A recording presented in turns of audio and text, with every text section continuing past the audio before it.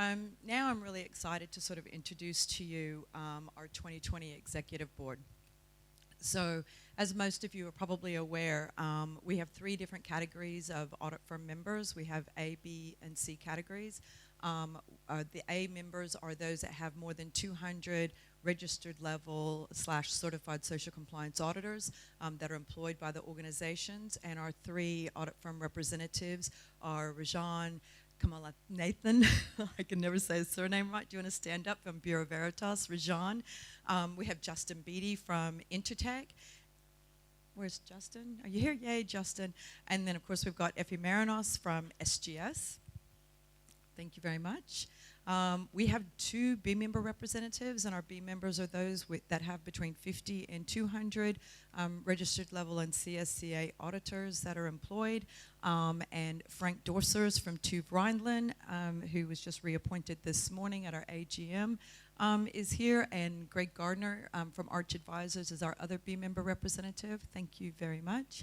And our C member representative, who actually represents the majority of you in the room, is Richard Ingrero from Accordia. As we look at our stakeholder board representatives, and Avadi's just mentioned that the stakeholder board has 3 categories within those, which is our brand and retailers, our collaborative programs, and our independents. And we have a representative each one of those categories that also sits on our executive board. So Brendan Morrissey is our brand and retailer representative from Walmart. Avadi Sephiron, who you just met a moment ago, is our collaborative program representative from RAP. And Mark Spears, who is unable to join us today, is our independent representative and just joining the board from today, from this morning. We have our 2020 Executive Board officers, which is Avadi Sephiron, who is our chair. We have Frank Dorsers from TÜV Rheinland, which is our secretary. Greg Gardner is our treasurer from Arch Advisors. And then, of course, myself, the president and CEO. So what I'd like to just take a moment now and introduce you to our member, our member services manager, Kelly Jo Potts. Kelly Jo's actually been with us for about a year. She's based in Los Angeles, California. Between the 2 of us, myself being based in Australia and Kelly Jo being based in the US, we managed to pretty much get a 24-hour coverage out of 2 people, which I think is pretty good. But Kelly Jo is just going to take you through a few very important topics with regards to important dates and data systems. Thank you, Rana.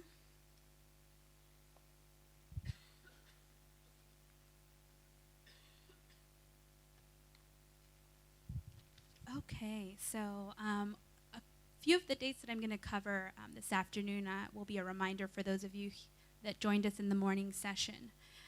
So just kind of flag some of these keynotes and updates. These were communicated to member firms last month in a member firm communication, so your firms should be aware of these updates, but I'll go through a few to highlight some of the changes.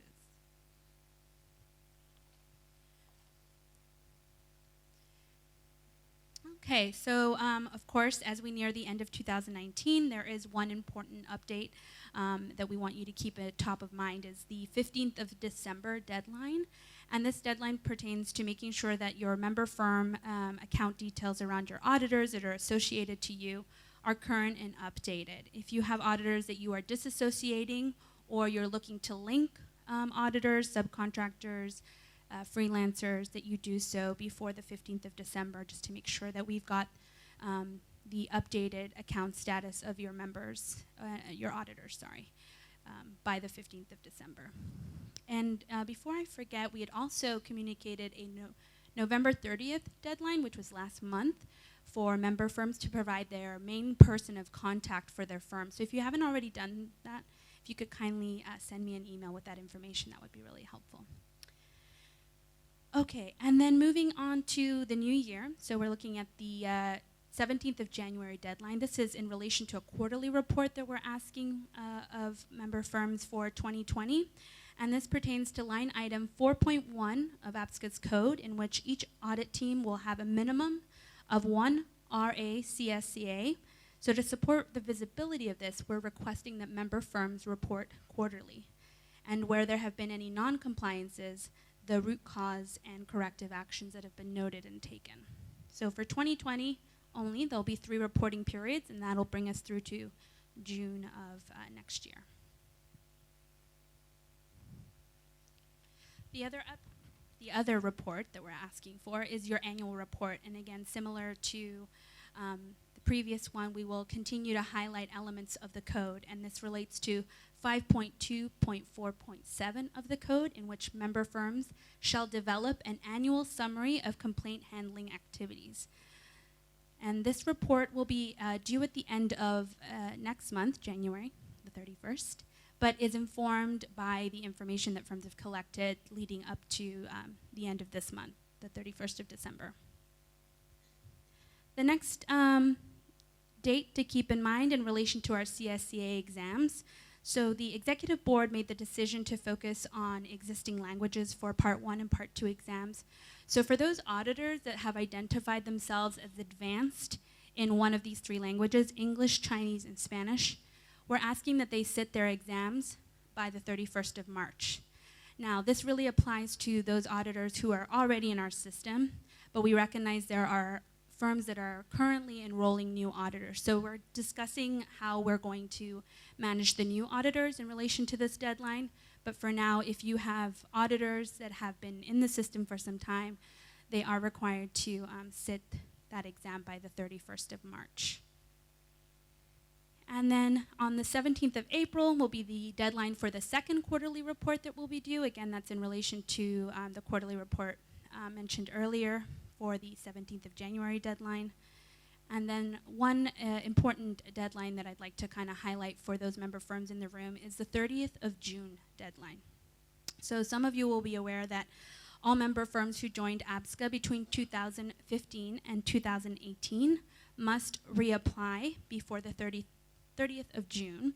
And we have been communicating this update over the last 12 months, so this shouldn't be new news, but we do emphasize that this applies, to everyone, in the sense that those firms who joined, whether they were founding or the newer firms between 2015 and 2018, they are required to reapply. And this process is outlined on our website under the Become a Member Firm page. So if you have questions about what that looks like, please visit our website. I understand for China it's currently blocked, but we're hoping to address that. And then we also have and I think what I'd like to stress in relation to the reapplication process is I'm not sure that everyone's aware of the process itself can really take time for reapplication.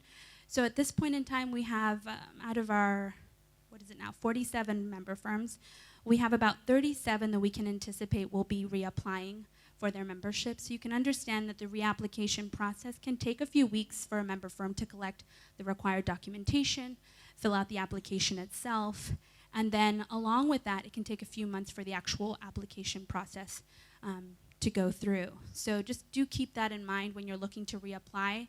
So if we've got about 37 members coming through the pipeline again for reapplication, it's best that you get going on that sooner rather than later. Additionally, we also have groups like SEDEX who will be requiring that their members be APSCA members as well by the June deadline. And so again, that's all going to take time, and we'd rather you start that process sooner rather than later. And of course, if you have any questions in relation to that process, I'm a good person to contact about that. Okay, as we progress on to the quarter 3 and quarter 4 of the new year, we're looking at, again, another quarterly report due on the 17th of July. That will be the third and last report for that reporting period.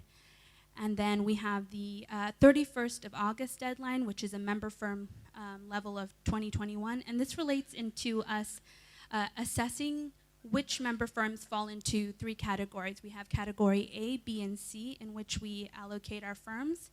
And this is based on the number of auditors that they have associated to their firm who are registered auditor level or CSCA and that are fully employed full-time with that firm.